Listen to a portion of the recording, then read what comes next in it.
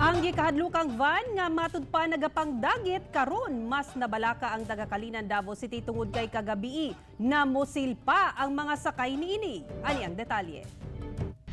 Pabayang duha ka sakay sa pedicab nga giilang sila Joshua Amarillo, driver ug ang pasahero niining si Roland Sarahena, human gipawlanan og bala sa mga sospek nga nakasakay sa puti nga van. Sakay sa pedicab ang mga biktima diyang pag-abot sa San Roque Street, Davao Bukidnon Highway. Kalit silang giharangan sa van o gipamusil sa mga sakay niini. Sakay sa van, tapos gi-overtaken yung tricycle. Murag sinundan, tapos medyo doon na sa mga area na medyo walang anong bahay doon sa gilid. Both side, medyo walang masyadong bahay, doon na natinira. Unom kasamad pinusilan ang naangkon sa mga pasaherong sila sa Rahena, samtang duha ang sa driver.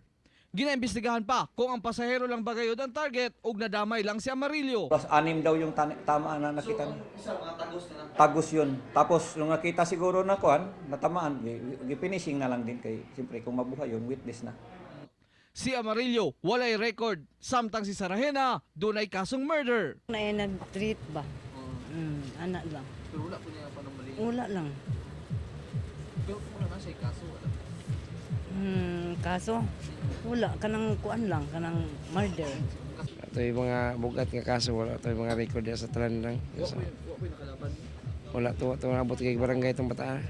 Unfinished business matud pa ang motibo sa maong pagpamusil. Unfinished business na tinapos lang. Tinapos sa kay ito kasi ito pwede ring may kakayahan kasi ito na mag-risk back kasi kaya at the same time sa mga kwento din ano talaga ito sa really nalambingit ang iyang pangalan sa mga patayan na mga nangyari dito sa area nung previous years. Kauban si Melchor Awing sa kamera. Ako si Real Soroche para sa One Mindanao.